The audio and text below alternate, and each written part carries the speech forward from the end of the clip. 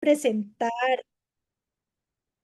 yo les voy a presentar el día de hoy una serie de temas relacionados con farmacovigilancia centrados en la legislación de Costa Rica y vamos a cerrar compartiendo experiencias, casos clínicos, casos reales que hemos tenido en la práctica diaria en el hospital que ejemplifican perfectamente cómo funciona un sistema de farmacovigilancia articulado siguiendo la legislación y por supuesto con profesionales de salud involucrados en el tema.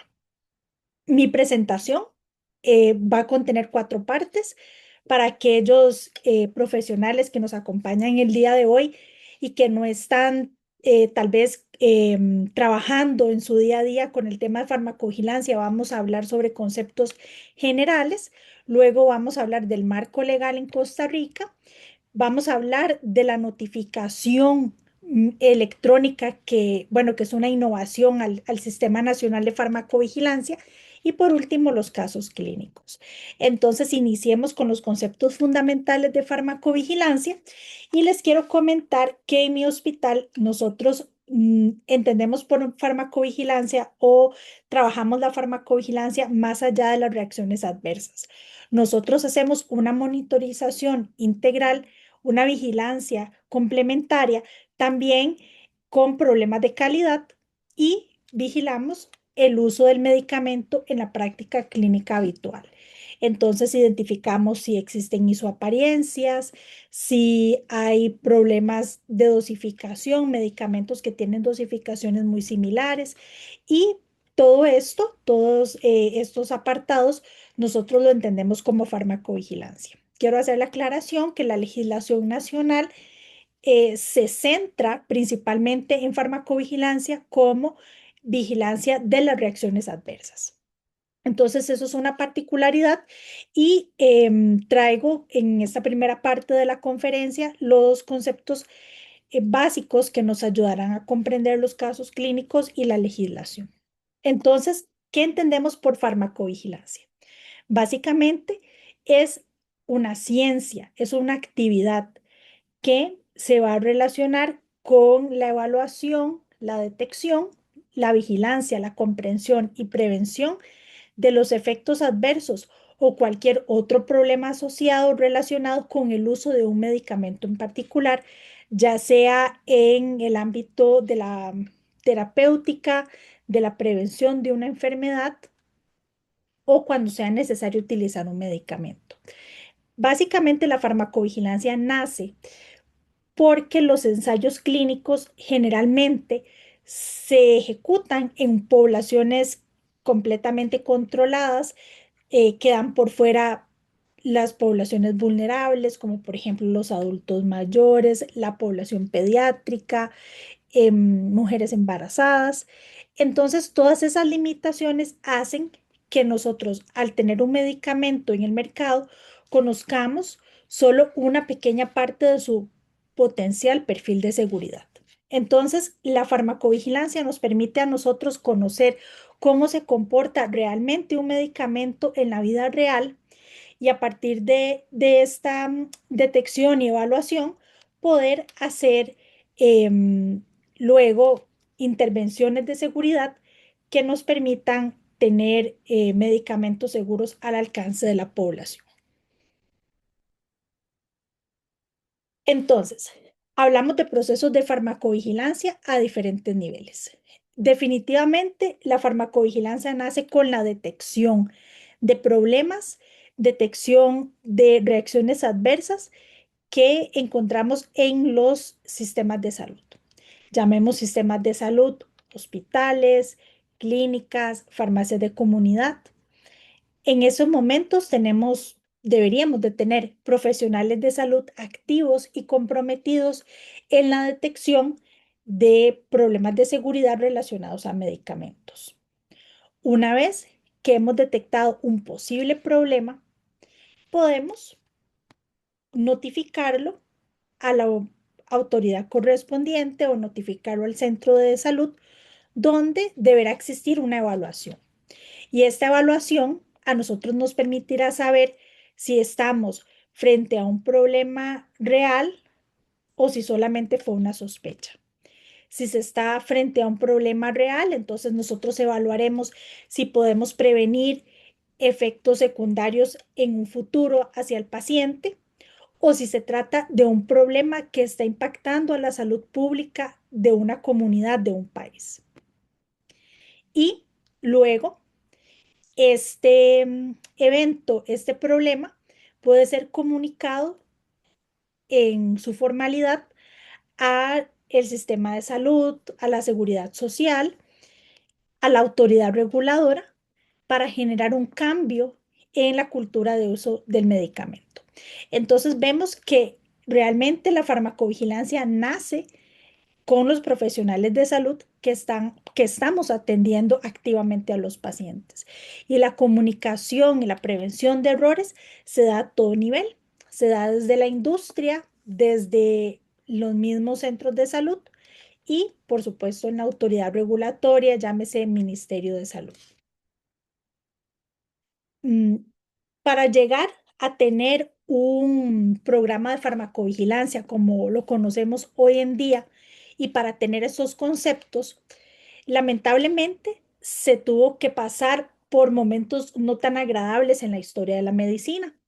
Y uno de ellos que les voy a mencionar el día de hoy es el caso de la talidomida. Este caso realmente cambió completamente cómo pues, cómo se regulaban los medicamentos en este entonces. Entonces nos vamos a ubicar en los años 1950, los años 1960. Esa es una década posguerra en la cual la explosión del conocimiento científico se dio de una manera exponencial y, por supuesto, el desarrollo y comercialización de medicamentos no fue la excepción.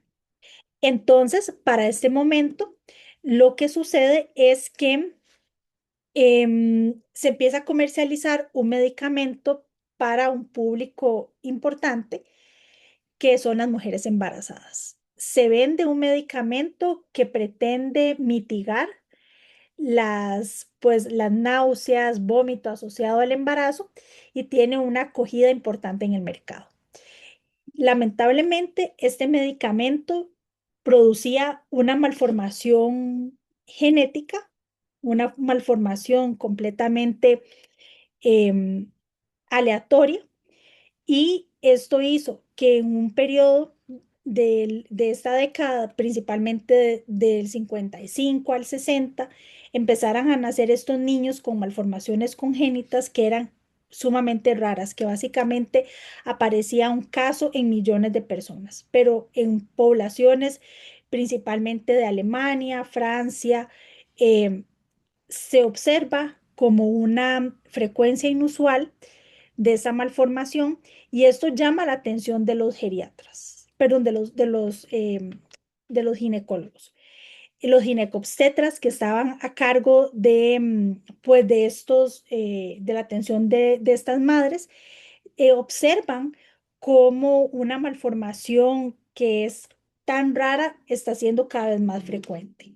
Entonces, hay un grupo de ginecobstetras que empiezan a observar a las pacientes más de cerca y empiezan a evaluar cada uno de los casos.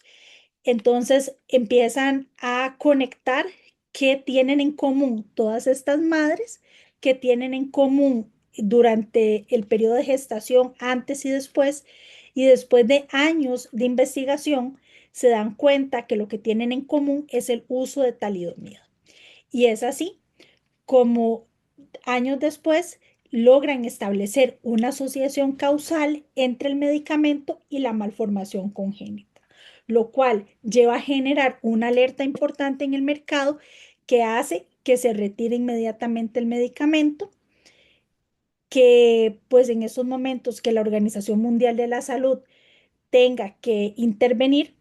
Y esta reflexión de todo lo que sucede, todo desde la parte clínica y regulatoria, finalmente se debe tomar la decisión de que ningún medicamento que está comercializado hasta la fecha realmente es 100% seguro y que deben de existir controles adicionales o que debe existir alguna entidad que vigile la seguridad asociada al uso de medicamentos. Es por eso que en el año 1968 la Organización Mundial de la Salud crea el Programa Internacional de Monitoreo de Medicamentos, que hoy lo conocemos como el Uppsala Monitoring Center, pero en esos momentos, en este momento histórico, nace por este problema de seguridad. Entonces, realmente aquí marca un paradigma importante que la vigilancia comercial, la vigilancia post comercialización es imprescindible y que ningún medicamento es completamente seguro por el simple hecho de haber pasado por estudios clínicos o por el simple hecho de estar comercializado formalmente. La vigilancia debe de ir más allá de los estudios clínicos. Entonces, con la intervención de la Organización Mundial de la Salud y con la conformación de este programa internacional que primero estuvo centrado en Europa y luego se extendió a otros países del mundo, inicia formalmente la farmacovigilancia. Entonces, este programa va reclutando diferentes países alrededor del mundo que quieran ser miembros de esta organización. En el caso de Costa Rica, nosotros formamos parte de este programa desde 1990, siendo el primer país en América Latina en formar formalmente parte de la red. Luego, más adelante también nos encontramos con la creación, ahora sí, del centro de Uppsala en los años 70.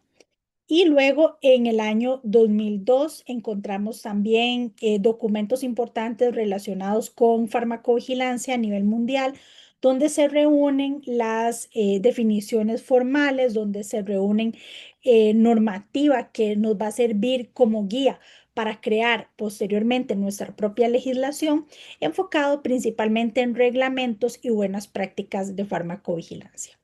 Luego, en los años 2000, por supuesto que con la digitalización que se da en todo el mundo, aparecen ya las plataformas electrónicas como por ejemplo VG Base, VG Access, que están de acceso libre. Por ejemplo, VG Access, si uno desea hacer una búsqueda de frecuencia de reacciones adversas y pues que han nutrido el sistema de farmacovigilancia a nivel global.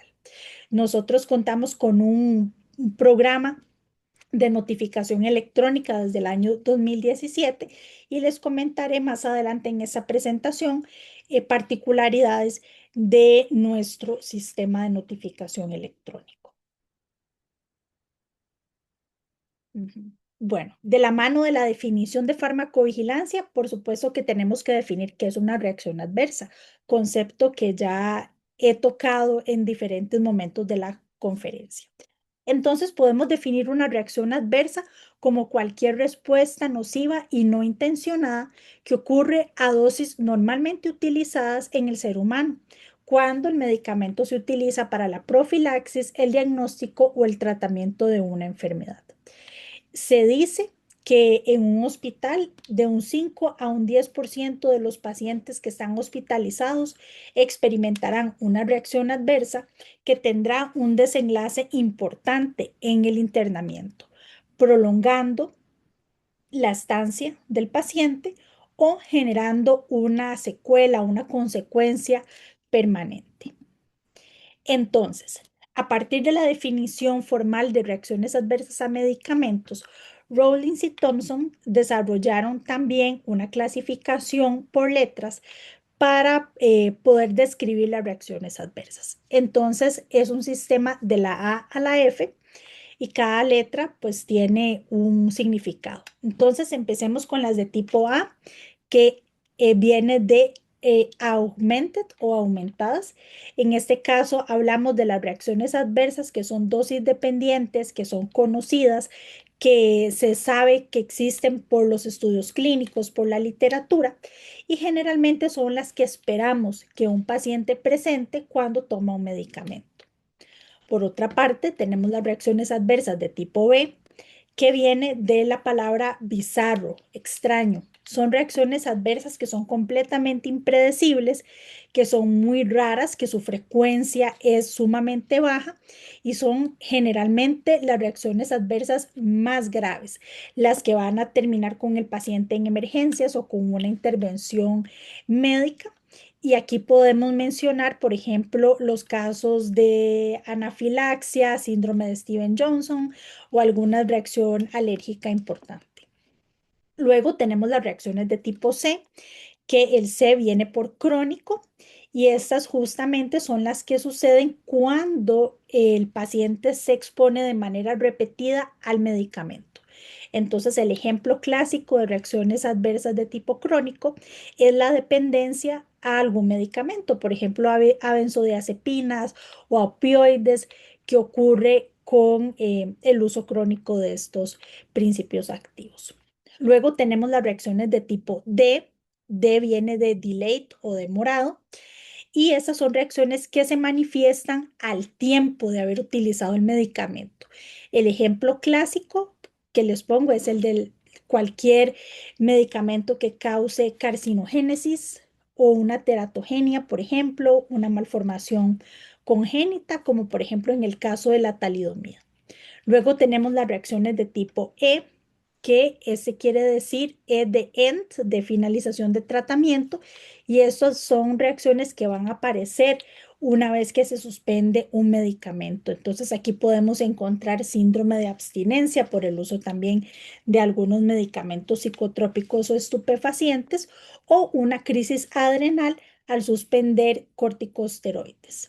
Por último, las reacciones adversas de tipo F son las asociadas al fallo terapéutico y al menos en mi hospital la experiencia es que esas son las reacciones que los profesionales en salud tienden a notificar con mayor frecuencia. Y en este caso vamos a definir un fallo terapéutico cuando un medicamento que se está utilizando en las dosis usuales, en las dosis que están reportadas en la literatura como las que deben ser, generan una no respuesta en el paciente. Entonces, una vez que se comprueba que el paciente ha sido adherente al tratamiento, que ha cumplido las pautas, que utiliza el medicamento correctamente, si no hay respuesta al tratamiento, lo notificamos como un fallo terapéutico. Con este panorama, nosotros podemos describir de forma más fácil o podemos clasificar también las reacciones adversas que recibimos en los reportes y también poder determinar un cierto tipo de alerta cuando sea necesario. Por ejemplo, reacciones de tipo B van a ser aquellas que son prácticamente emergencias médicas y que el sistema de farmacovigilancia debe conocer cuanto antes que están ocurriendo. Ahora les pongo otro caso. Este es más actual, este se ocurre en los años 2000 y es el del Vioxx. Tal vez muchos de ustedes lo recuerden. Pues este problema no solo fue regional, sino que prácticamente tuvo una repercusión mundial porque para ese momento el Vioxx se comercializaba prácticamente en todo el mundo. Entonces el Vioxx es un AINE o fue un AINE, un inhibidor COX-2 selectivo. Y el atractivo de un COX-2 selectivo es que tiene un mejor perfil gastrointestinal.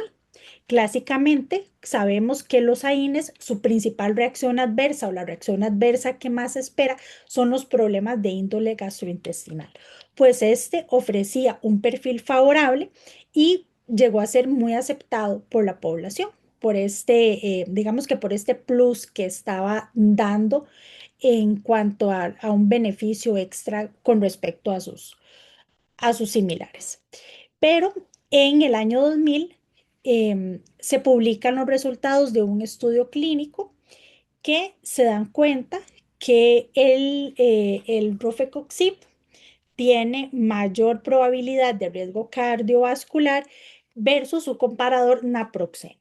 Entonces, em, nada más se queda como una primera señal, se queda como un resultado de un estudio clínico Y en el 2002, la FDA ya incluye este resultado de ese estudio clínico en su etiquetado como una advertencia a seguir. Posteriormente, en el 2004, debido también a los resultados de otro estudio clínico, se confirma que este riesgo cardiovascular no es aislado, no es menor, sino que tiene un riesgo cardiovascular importante.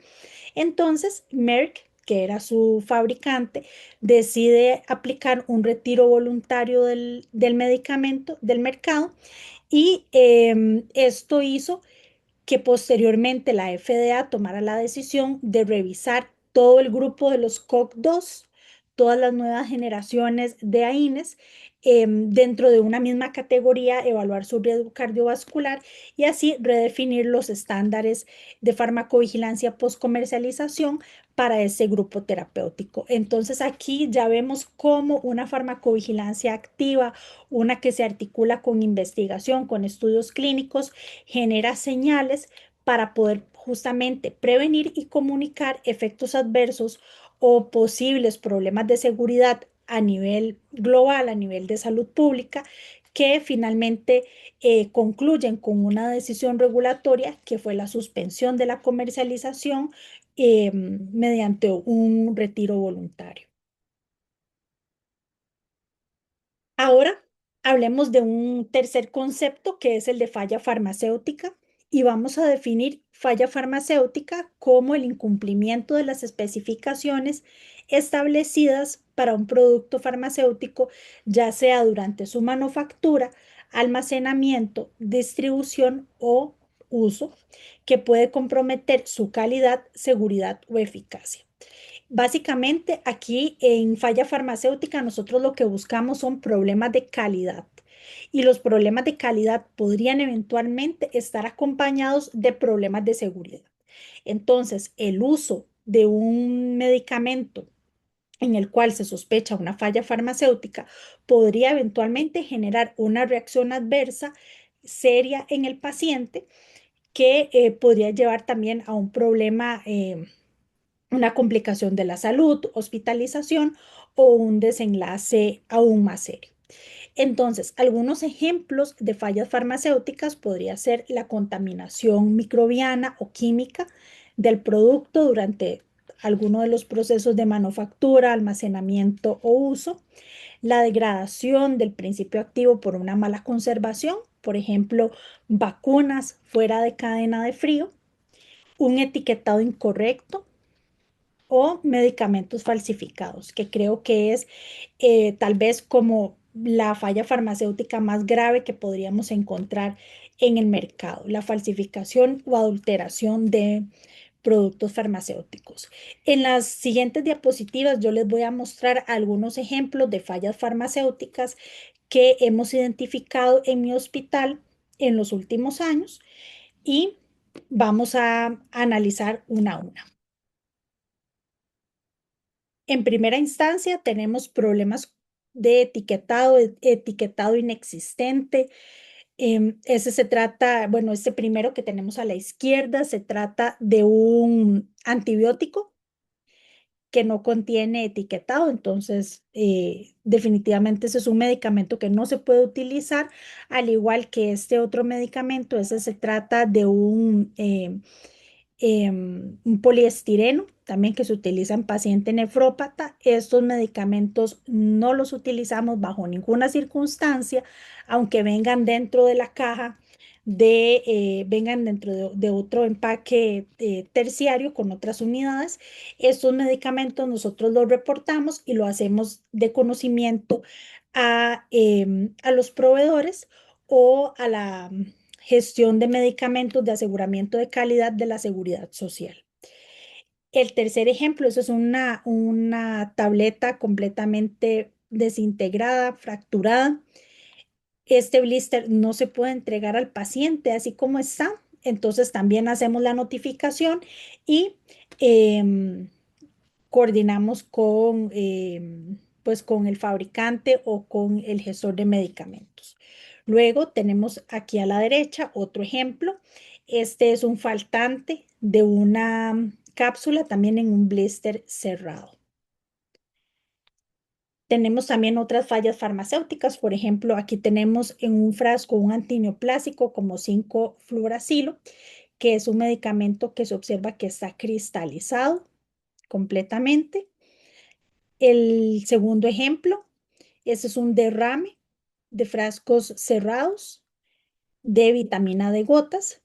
Y este otro medicamento que nos encontramos acá, este comprimido, podemos observar que en una caja, al vaciar el contenido del medicamento, nos encontramos algunos comprimidos completamente fraccionados. Entonces, esto nos hace sospechar de que se trata de problemas de, ya sea de a la hora de tabletear o a la hora de mezclar los excipientes. Entonces, eso también son problemas de seguridad que nos hace pensar si el resto de los comprimidos eh, estarán bien en términos de excipientes o si falló algo en el proceso de manufactura, y definitivamente este es un medicamento que no se puede entregar al paciente.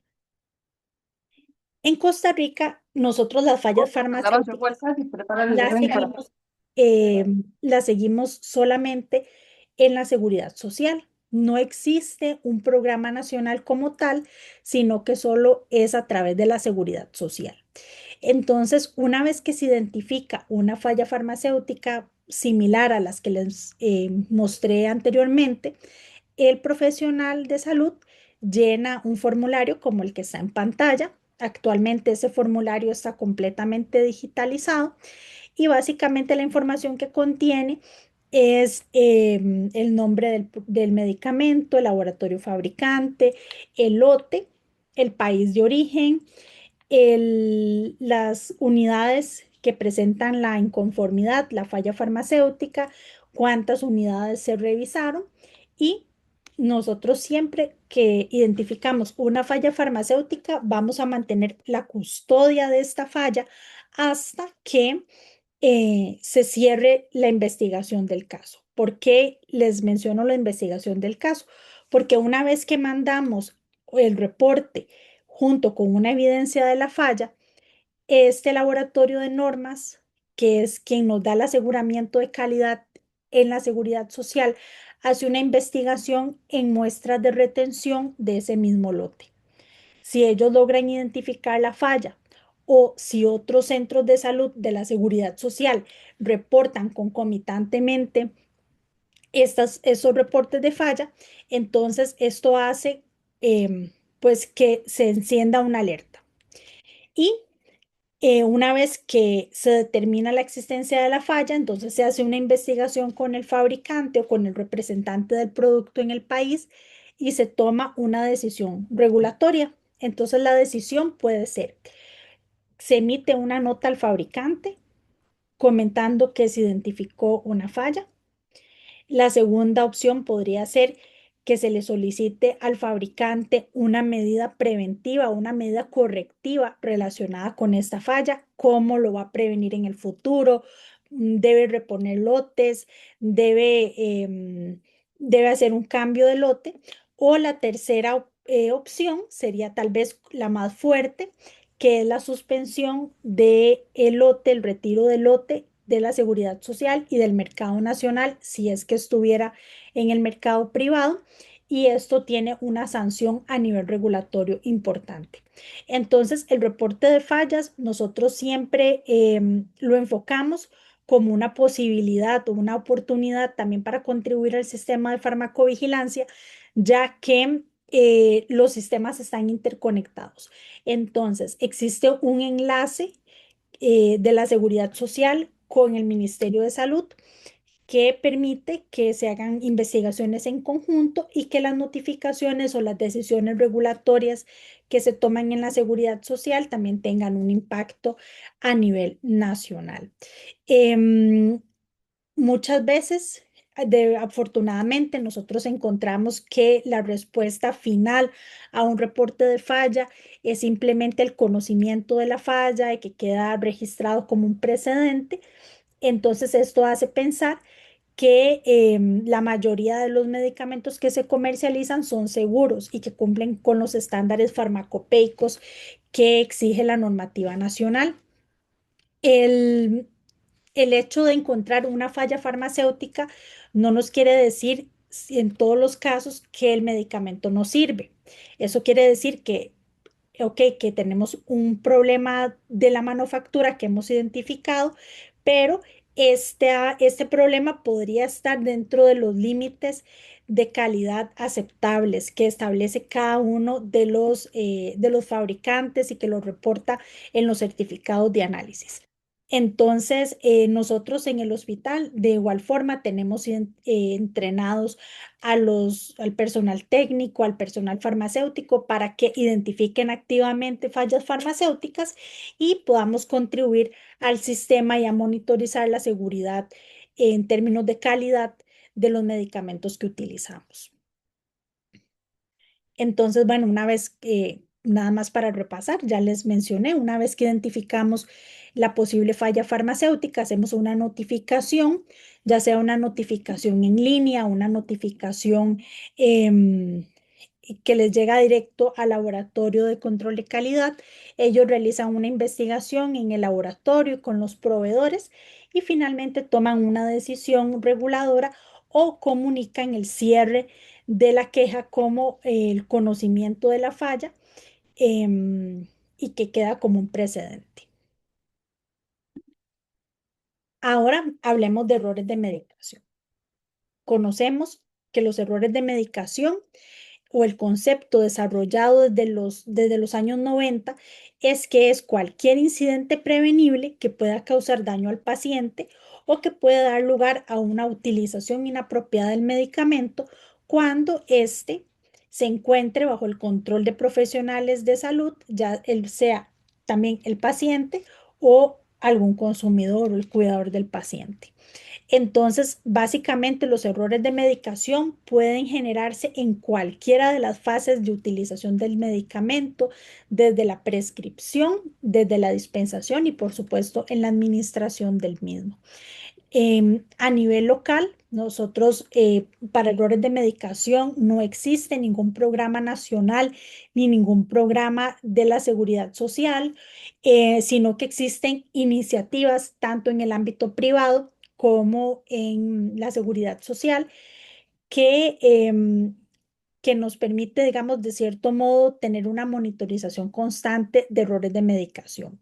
Sin embargo, al igual que las fallas farmacéuticas y los reportes de reacciones adversas, esto se realiza por notificación espontánea. ¿Qué quiere decir esto?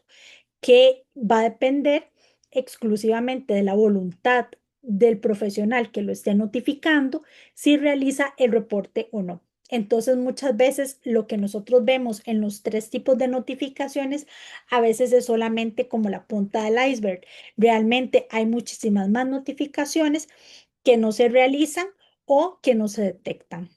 Entonces, el crear una cultura de notificación de errores de medicación realmente es un trabajo bastante arduo, ya que generalmente el identificar el error de un tercero, em, siempre va a existir una barrera cultural que no se quiera comunicar ese error o no se quiera dar retroalimentación del error por miedo a represalias, por miedo a una sanción.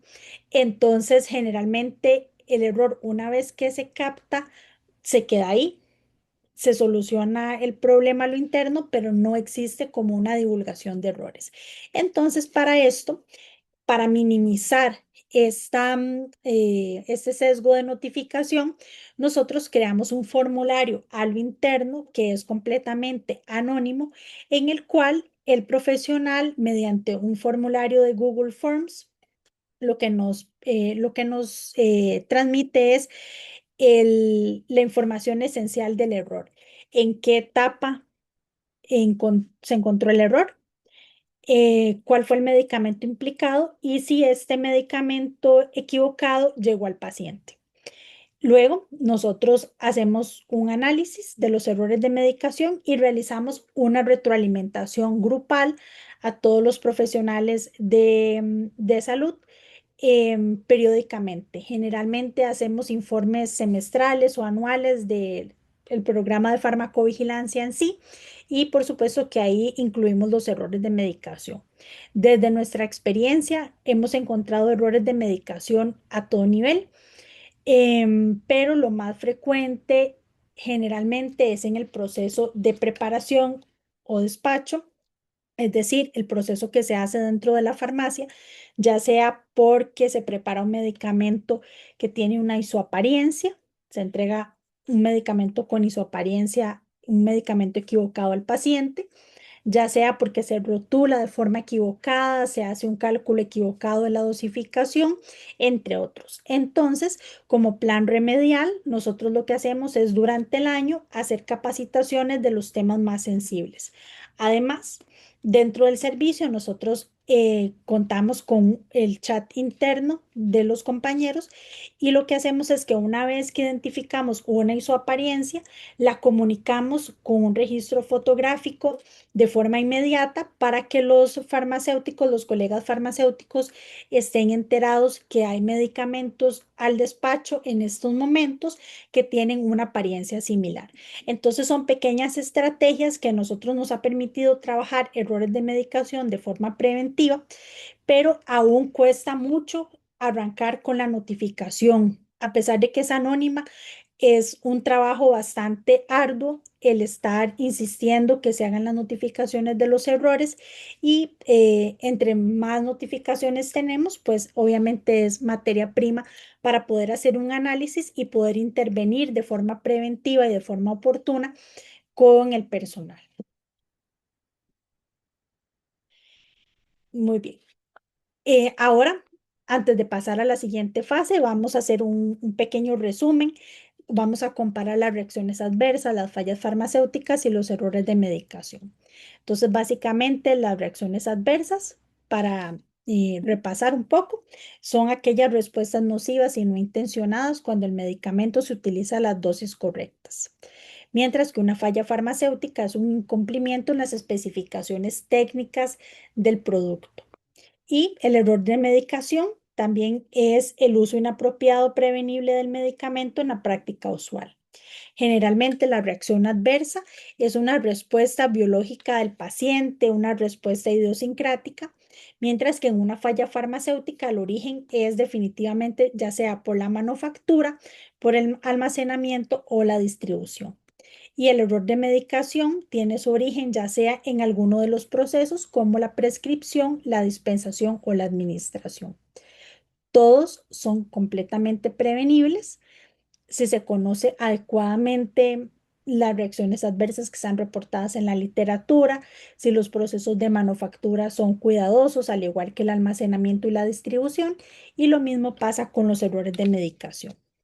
Generalmente con las reacciones adversas, si se identifica una reacción adversa, sí existe un daño al paciente, mientras que con los otros, con las otras notificaciones no siempre podría ser un daño potencial, pero no siempre hay un daño. La notificación en Costa Rica de las reacciones adversas está regulada por el Ministerio de Salud, mientras que en la falla farmacéutica y el error de medicación generalmente son esfuerzos institucionales y están ligadas a un enlace de farmacovigilancia, pero no existen como un programa nacional como tal. Y el principal responsable de la notificación y la identificación de las reacciones adversas, pues en todos los casos será el profesional de salud que está detrás de esa prescripción o de la identificación de un problema de seguridad. Ahora, nuestra segunda etapa de la presentación es el marco legal y el programa de farmacovigilancia en Costa Rica. Y nosotros tenemos una estructura de Sistema Nacional de Farmacovigilancia centrado en una autoridad regulatoria, en este caso el Ministerio de Salud, que tiene una oficina llamada Centro Nacional de Farmacovigilancia. Y a su vez, existen una serie de actores, ya sea en el ámbito público y en el ámbito privado, que se articulan a este Centro Nacional de Farmacovigilancia y a la autoridad reguladora. Entonces, desde hospitales, desde toda la red de hospitales de la Seguridad Social y las clínicas o centros de atención primaria, las farmacias privadas y los pacientes y por supuesto la industria, cada uno de ellos es un actor del Sistema Nacional de Farmacovigilancia que tiene responsabilidades de notificación e identificación de reacciones adversas. Nuestro marco normativo se centra principalmente en cuatro documentos. El primero de ellos es la Ley General de Salud, que establece que el Ministerio de Salud es el ente regulador a nivel nacional y que tiene a su cargo o una de sus funciones es el control de medicamentos y aquellos productos de interés sanitario. Luego, en los años 2000, el reglamento de medicamentos que ya establece funciones o establece qué debería de hacer un Centro Nacional de Farmacovigilancia y establece también obligaciones para los fabricantes o para los titulares de un registro sanitario en el país. Luego, en el año 2000, se crea el reglamento del Sistema Nacional de Farmacovigilancia, en el año 2009, perdón. Y para este año aquí es muy importante, porque desde el año 1990, que es cuando nace la farmacovigilancia en Costa Rica, hasta el año 2009, este tema estuvo en manos de la Seguridad Social. Sin embargo, como se excluía al ámbito privado de la farmacovigilancia, se decide con este reglamento la creación del Centro Nacional de Farmacovigilancia para que adopte tanto el sector público como privado. Entonces, esto permite definitivamente que la autoridad reguladora pueda intervenir de forma más oportuna o con mayor autoridad frente a cualquier problema de seguridad asociado a medicamentos que se presente en el país.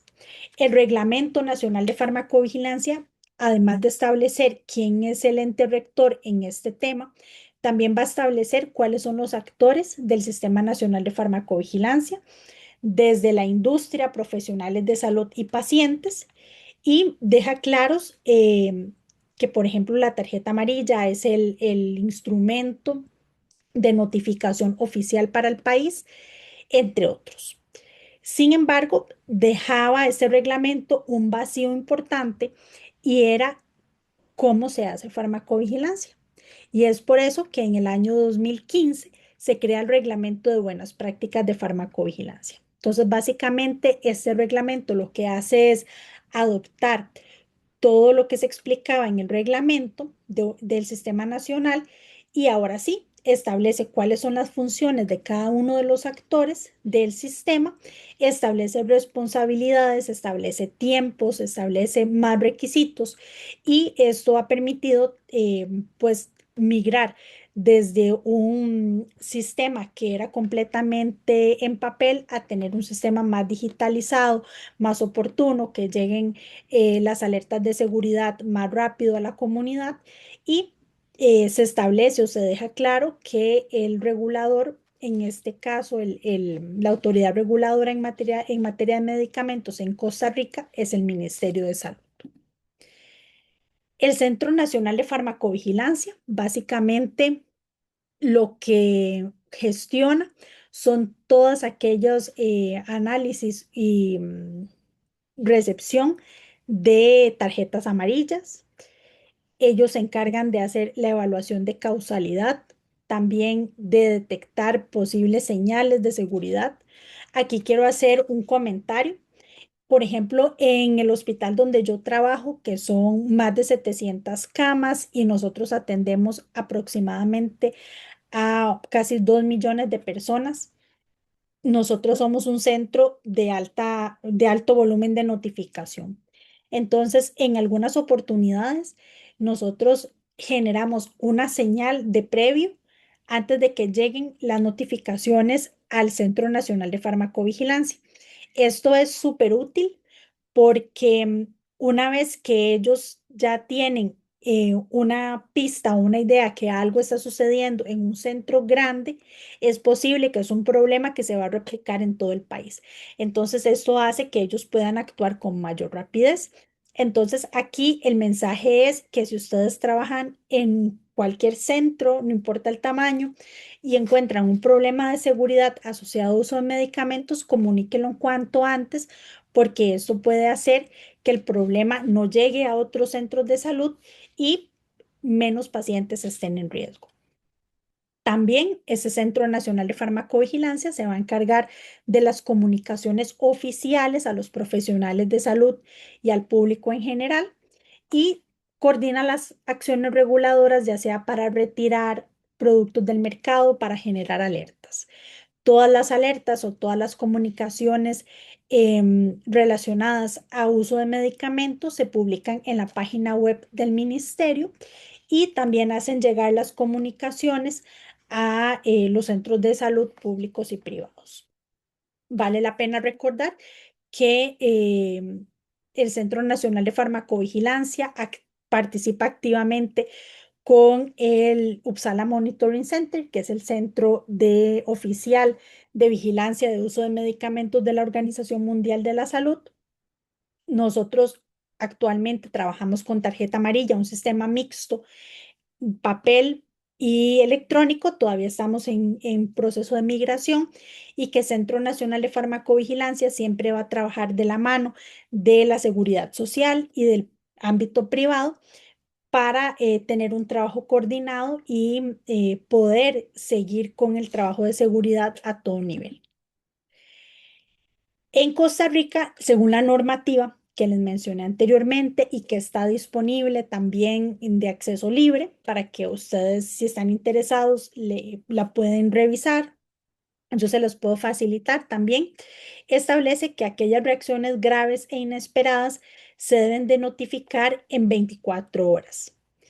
Las reacciones adversas graves y esperadas, aquellas que ya están, que son conocidas en la literatura, se pueden notificar en un periodo de 10 días, al igual que las no graves. Y la industria debe presentar informes periódicos de seguridad según lo establezca la autoridad reguladora. Entonces, esos plazos de notificación son bien importantes para que la autoridad reguladora pueda actuar con rapidez en generar señales si es necesario tomar una acción reguladora de emergencia y las notificaciones nosotros tratamos de nunca dejarlas en el escritorio, no dejarlas ahí, sino que comunicarlo lo más rápido posible, porque la farmacovigilancia funciona en la medida que las notificaciones se comunican oportunamente, no cuando ya el problema ha escalado o ya está sucediendo en todo el país. El sistema electrónico de notificación se llama Notifacedra y es un portal de notificación en línea que trabaja con nosotros desde el año 2017. Como les mencioné antes, nosotros aún tenemos un sistema mixto de notificación, es decir, que si un profesional llega a nosotros con una notificación en papel, no la rechazamos, todo lo contrario, siempre incentivamos la notificación a pesar de que existe un sistema electrónico. Los invitamos a conocer el sistema electrónico.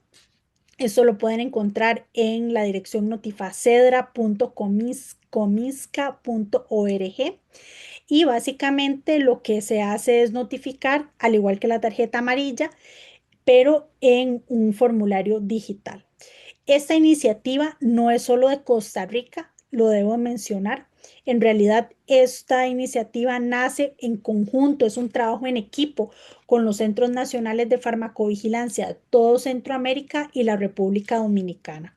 Entonces, la idea de tener un sistema digital como Notifacedra es que esta comunicación que yo les mencionaba, que debe ser lo más oportuna posible, se haga en tiempo real 24/7. Entonces, si el profesional de salud está en un turno no extraordinario y identifica un problema de seguridad importante, que pueda hacer la notificación, no importa dónde esté y no importa la hora que sea. La notificación va a llegar de forma directa al Centro Nacional de Farmacovigilancia y ellos tomarán las decisiones correspondientes luego del análisis de causalidad. Así es como se ve el portal de notificación. Entonces, una vez que ustedes ingresan a la dirección de notifacedra.cominsca, lo que se hace es seleccionar el país en el cual ustedes están notificando o para el cual ustedes están trabajando y luego se siguen las instrucciones que básicamente es seguir un formulario en línea como la tarjeta amarilla. Es necesario que el profesional de salud que vaya a notificar tenga una cuenta, ya haya creado un usuario y contraseña para poder tener luego un rastreo de su notificación y si tiene que en algún momento ir a, hacer un comentario o si el Centro Nacional de Farmacovigilancia necesita información adicional, pues está la información de contacto ya con este usuario y contraseña para poder solicitar información adicional, que es parte de las obligaciones que cita la normativa. Si se requiere cooperación a la autoridad reguladora, el profesional de salud está en la obligación de hacerlo. La ventaja, y aquí tenemos un cuadro comparativo entre el sistema manual y el sistema electrónico. Básicamente, yo diría que la ventaja principal es la notificación en tiempo real, también que la disponibilidad de formularios en papel a veces es limitada en un centro de salud y se pierde una notificación por no tener acceso a ese formulario de forma inmediata. Entonces, el tener el formulario electrónico a nosotros definitivamente nos permite que no haya excusas de que no hay formularios para notificar, entonces no se pierden las notificaciones, las alertas o las notificaciones importantes llegan en tiempo real. Entonces, a pesar de que la normativa establece unos tiempos específicos, con Notifacedra todas las informaciones son inmediatas. Em, o tal vez un problema del sistema es que como tiene campos obligatorios, a veces tal vez algunos profesionales no tienen toda la información a mano, entonces a veces desisten a mitad de notificar. Entonces eso es una barrera que definitivamente con educación, solo con educación y con uso de la herramienta se puede mejorar. Y si ustedes ingresan a la página web, van a encontrar un perfil o un manual de usuario para cada uno de los potenciales notificadores. Entonces hay un manual del usuario para el profesional de salud, para la industria y aquí viene lo novedoso para el paciente. El paciente sí puede notificar sus propias reacciones adversas y existe una base de datos paralela de notificaciones de pacientes. Ahora, para terminar, para ya ir concluyendo con esta presentación, yo les voy a presentar tres casos clínicos. Cada uno de los casos está ligado a las diferentes notificaciones con las que trabajamos nosotros, reacciones adversas, fallas farmacéuticas y errores de medicación. Vamos a iniciar em, con, bueno, eh, con el caso de la vigilancia de reacciones adversas. Nada más me voy a devolver un momento para mencionarles brevemente que el impacto o el beneficio que ha tenido Notifacedra es que definitivamente la tasa de notificación ha aumentado, porque a veces también el llenar un formulario en papel les da pereza. Entonces, el tenerlo electrónico y a la par del expediente digital, esto ha hecho que aumente la tasa de notificación, lo cual ha sido positivo. Para el Ministerio de Salud, ha sido más fácil también la detección de señales, ya que todo está completamente automatizado y esto permite también datos de mejor calidad. Luego, también uno de los beneficios es que la Notifacedra está completamente integrado a esta base de la Organización Mundial de la Salud, a VG-Base y VG-Access. Entonces, los datos regionales migran inmediatamente a la autoridad OMS.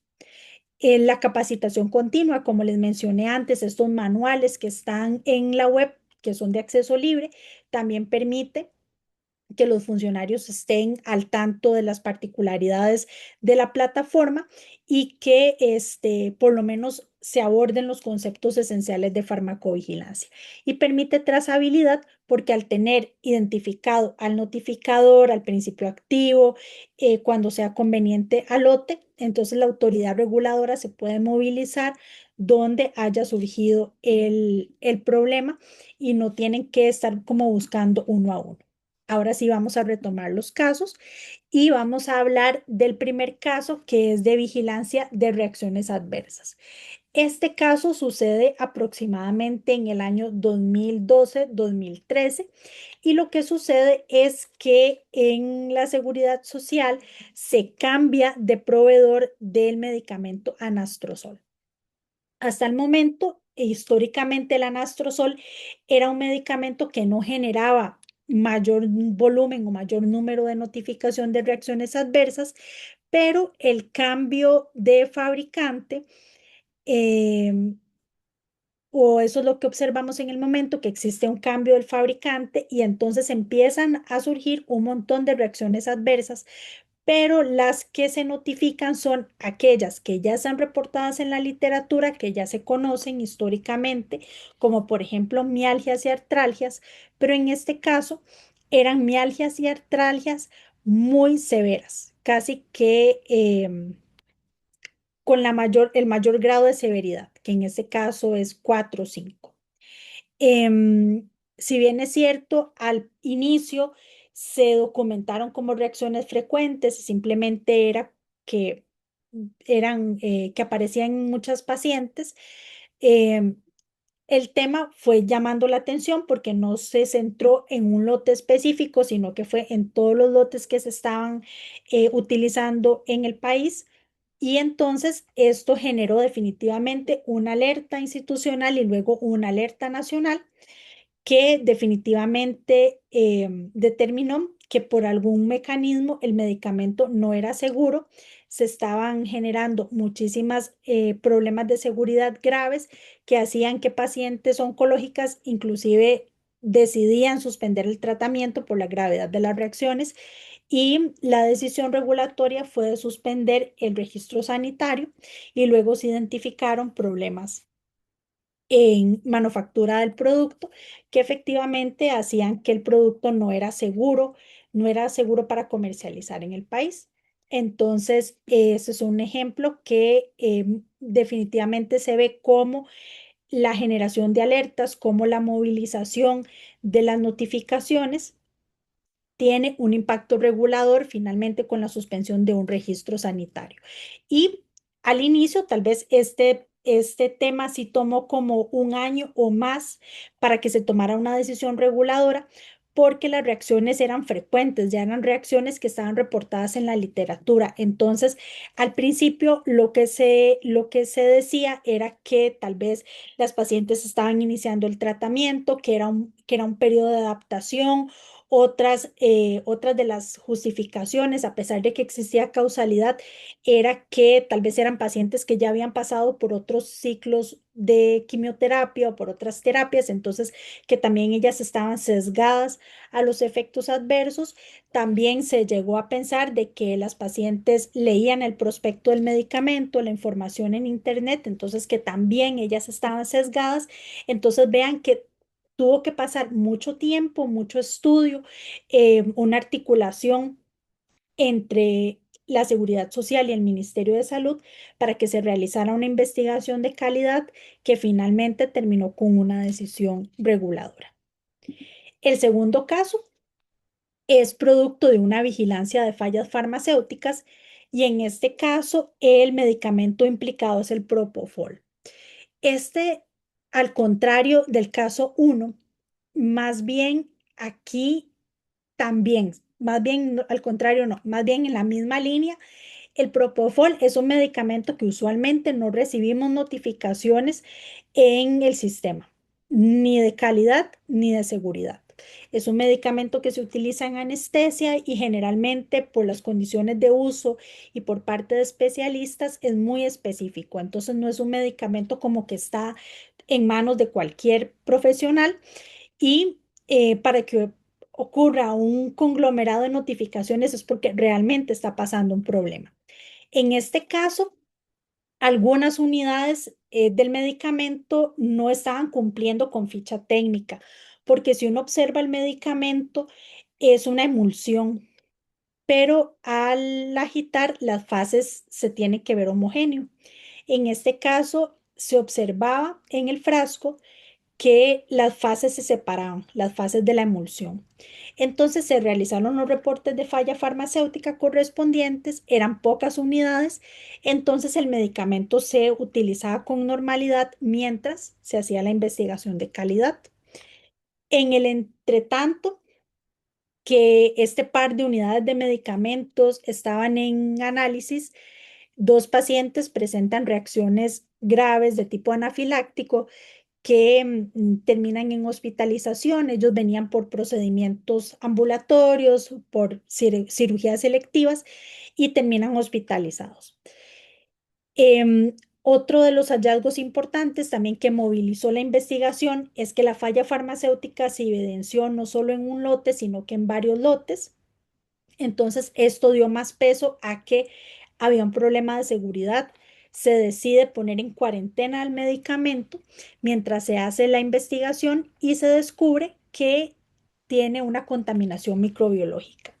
Entonces, este medicamento resulta que no solo esto fue tan grave que no solo se suspendió la comercialización, el registro en Costa Rica, sino que en toda la región, porque es un medicamento que se adquiría a nivel de Centroamérica, a nivel de consenso de ministerios de salud. Entonces, son ejemplos de cómo la detección o la observación de fallas farmacéuticas generó que se realizara una investigación de calidad. De forma paralela, sucede un problema de seguridad que termina con la suspensión del registro.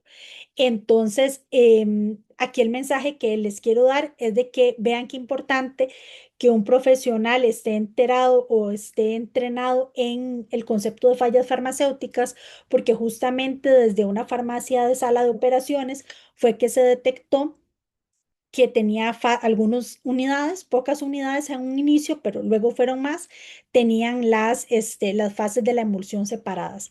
Entonces, si una persona no es consciente de un concepto de falla farmacéutica, probablemente esto hubiera tenido una repercusión más grande y no se hubiera puesto el medicamento en cuarentena. Tal vez tan rápido. Lastimosamente, sí fue un problema que alcanzó a algunos pacientes con reacciones adversas serias, pero se pudo prevenir para que el problema no persistiera o no afectara a más pacientes en los centros de salud. Y por último, el tercer caso está implicado a errores de medicación y en este caso está relacionado con isoapariencia. Esto ocurrió en mi hospital y ocurrió aproximadamente en el año 2019. Nosotros contamos en el cuadro básico con octreótido, pero no contamos con ciclosporina IV. Ciclosporina IV, para adquirirlo a nivel institucional, se debe realizar una compra por paciente. Entonces, desde farmacia es un medicamento que tiene un inventario muy controlado porque son compras prácticamente con nombre y apellido. Tenemos el caso de una paciente trasplantada renal que es hospitalizada en una unidad de cuidado intensivo y se le indica ciclosporina IV. Es fin de semana, se hacen las gestiones y ella va a iniciar tratamiento un sábado. En el mismo salón tenemos una paciente con una fístula en tratamiento con octreótido. El problema es que tanto ciclosporina IV como octreótido, como la ciclosporina que compramos y el octreótido que estábamos comprando, vienen del mismo fabricante y tienen un etiquetado similar. Es una etiqueta blanca con celeste, la rotulación también es celeste y, y entonces esto hizo que se aplicara a la paciente que estaba en tratamiento con octreótido, se le aplicó la ciclosporina y a la hora de que se le va a aplicar la ciclosporina a la paciente que corresponda, el medicamento no estaba. Entonces ellos lo que hacen es que llaman a farmacia sabiendo que es un medicamento de inventario controlado, que posiblemente no se había realizado el despacho, pero sí se había hecho el despacho, sí tenía el retiro por parte de enfermería Y entonces, al momento de hacer la justificación, nos damos cuenta que el medicamento lo que había pasado era que se le había aplicado al paciente incorrecto. Inclusive hasta ese punto enfermería no era consciente que habían tomado ampollas de ciclosporina en vez de octrótido para hacer esa infusión.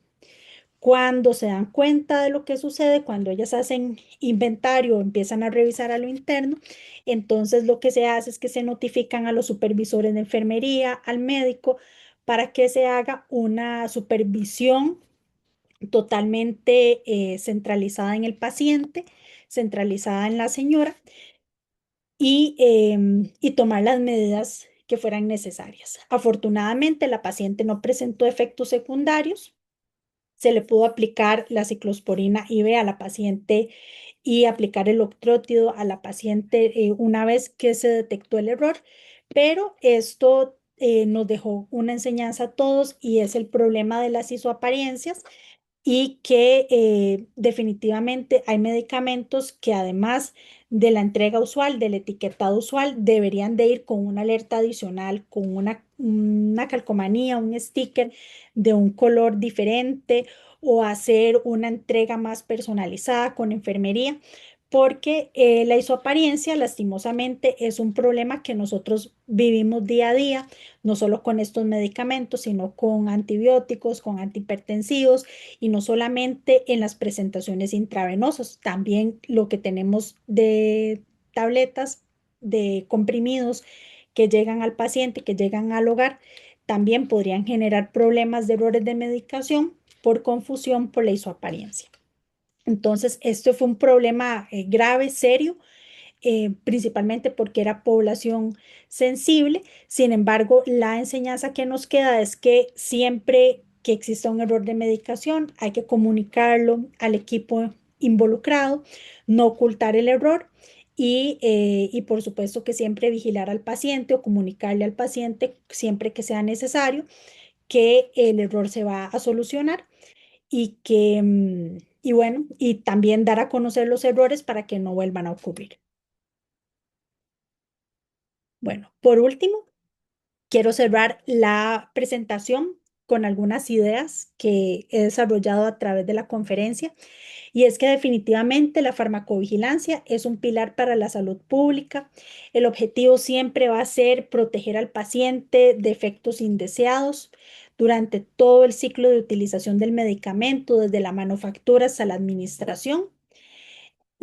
A pesar de que las reacciones adversas, las fallas farmacéuticas y los errores de medicación son conceptos bien distintos, todos están interrelacionados y requieren abordajes específicos, pero que finalmente todos juntos conforman un programa de seguridad. Costa Rica actualmente cuenta con un marco normativo sólido entre la autoridad reguladora, que es el Centro Nacional de Farmacovigilancia, y la Seguridad Social. Está alineado a los estándares de la Organización Mundial de la Salud y participa activamente en las actividades de prevención y notificación de efectos secundarios, pero todavía tenemos retos importantes. Por ejemplo, la cultura de notificación, el contar con estadísticas nacionales de forma oportuna, eso sería ideal. Dar retroalimentación a los notificadores, eso hasta el día de hoy no existe, solamente lo hace el laboratorio de control de calidad mediante el programa de fallas farmacéuticas, y muchas veces la retroalimentación motiva al profesional de salud a seguir notificando, porque sabe que esa notificación tuvo una repercusión o porque tuvo la seriedad para realizar una investigación. Entonces, la retroalimentación siempre debería existir. Notifacedra representa un avance significativo en la digitalización de los procesos de notificación de reacciones adversas y de comunicación de problemas de seguridad, pero todavía hay una brecha tecnológica importante que con educación o con acceso a tecnologías en un futuro esperamos que sea más accesible.